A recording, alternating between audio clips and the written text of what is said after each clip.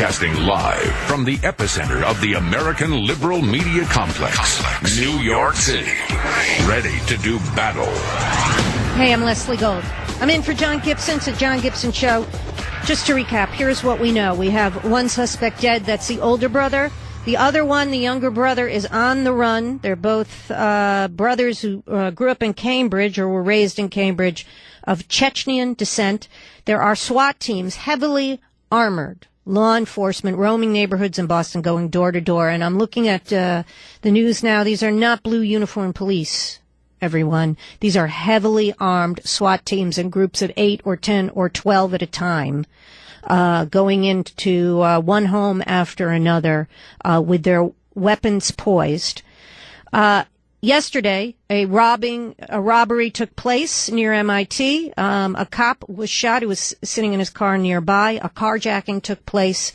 The owner of that car rode with the two suspects for 30 minutes. For some reason, they let him go unharmed. There was a shootout. A lot of gunfire was exchanged, as were grenades and other explosive devices that were thrown from the car at the police. This was all done in a neighborhood in Boston in the dead of night. The older brother, Tamerlan Tsarnaev, is dead. The younger one is at large.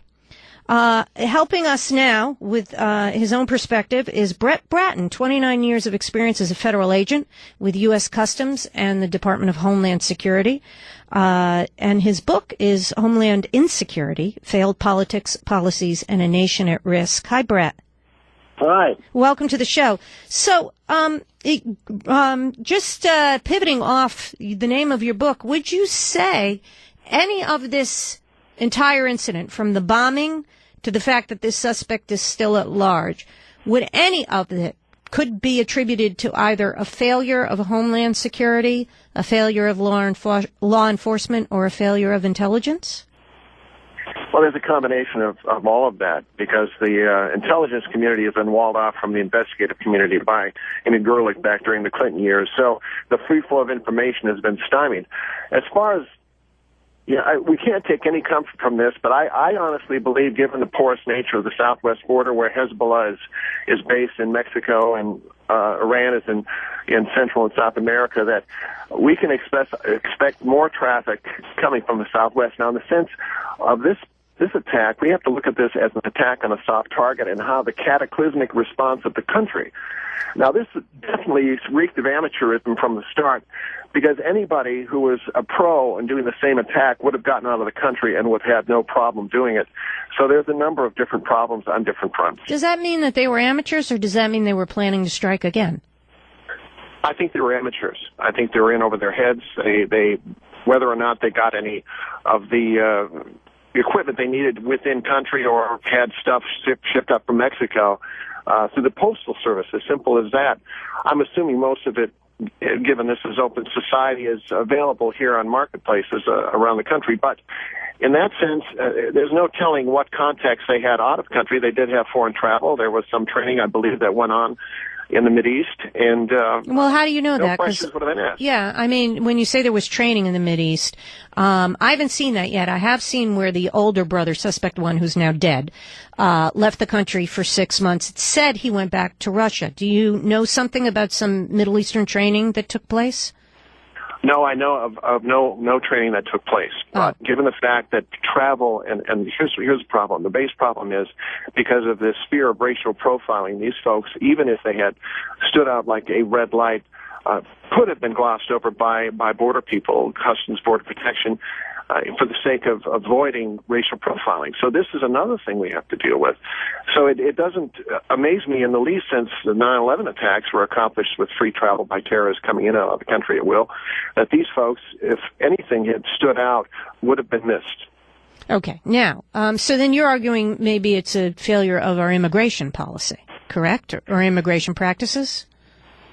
Well, I think so. I think 9/11 can be squarely pinned on a failure of immigration, but also the root cause of it was a failure of the intelligence. But I don't think, based on immigration policy, that even if the border folks working at airports would have known the information, had they been aware of it, initially would even have taken a run at those terrorists. Now, with respect to these fellows, they weren't Saudi, so they weren't getting preferential treatment. I can only say, given my experiences with both Customs and Homeland Security, we avoided racial profiling, and at what expense, at what cost. Things like this are going to happen because that is the way this system is influenced. Would they have been caught, though? They're under, even if racial profiling were, allowed to roam free, would they have been caught? They're Chechens. I mean, heretofore, we have, when we think of Islamic terrorists, or any kind of terrorists, really foreign terrorists, let me put it that way. We think of Pakistanis, we think of Yemenis, right? We think of people from Afghanistan. The underpants bomber there was Nigerian, right? We wouldn't even think of Chechens, would we? I don't think so, but the problem is we are a reactive system. In all those years, there was very little proactive work that goes on. That's not the way we're designed. We're designed with a knee-jerk reaction to any crisis and attack that comes up, and that's where our weakness is, because we have built a system around being reactionary.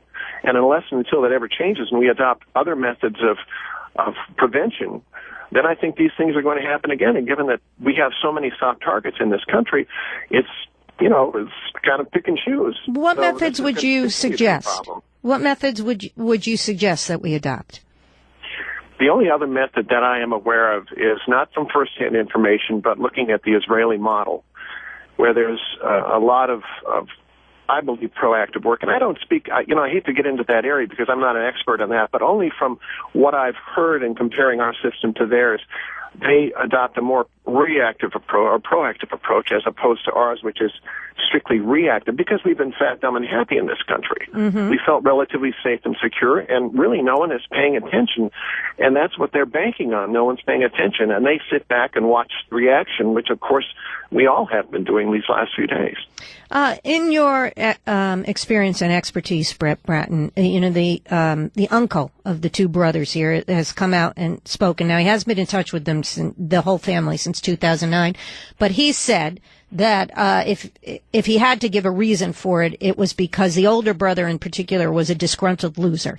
He tried to say that it had nothing to do with the religion or any kind of Islamic radicalism and so forth. How likely do you think that's true? Are you more in the camp that this has an Islamic radical thread to it in some way? I was speaking to a colleague of mine back in my home office where I retired from, and not an off-the-cuff remark. He said he felt fairly confident in looking at the backgrounds of folks, and 95% of what they would be interested in present day would be those of Islamic backgrounds and those otherwise associated with the Islamic faith. I mean, that's just a fact, and maybe impolitic to say so. Look at the demographics. It's so funny you said that, because we had calls earlier and we're asking people what bothered them the most about this, and the number one thing that was said is that we won't say Muslim terrorist in this country, and politicians won't say Muslim terrorist in this country, even though that is a perfectly viable, reasonable option at this point, based on what we know. It certainly can't be ruled out. Well, I know Fox is under pressure to quit using the term illegal immigrant. Megan Kelly has commented on that. So you folks aren't immune to that as well. So this is a cultural shift. We are no longer of such a mind that we want to stand for the truth. We'll water it down so no one has their feelings hurt. And this is what's going to kill us in the end, I think, and maybe kill too strong a term, but it opens up more vulnerabilities because we just can't take this issue on head on. Yeah, that's right. We can't confront it for what it is.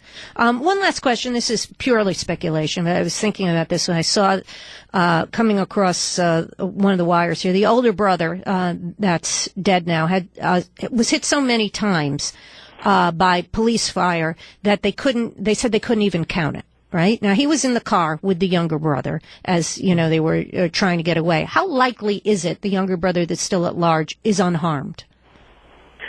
Well, given the fact that 9mm rounds in handguns and .223 rounds with semi-automatic rifles are used, these are rounds that don't have a lot of stopping power. So the fact that the older brother was hit that many times is not surprising. If the younger brother was hit with a 9mm, he's going to keep on going with the adrenaline and everything else that's going to keep it. But those rounds are not good rounds, which is why this assault on the Second Amendment vis-a-vis AK-47s is kind of laughable, because a round out of an AK-47 .223 round, well, I won't say it's harmless, is less formidable than a round out of a .45 caliber, because there's just no stopping power. So, summing it up, I would say if he is wounded, he's still going to be operational. He is. Oh, interesting. All right. Brett Braaten, 29 years experience as a federal agent with the U.S. Customs and the Department of Homeland Security. Thank you so much for your perspective. 888-788-9910. We'll be right back. I'm Leslie Gold. I'm in for John Gibson. John Gibson Show.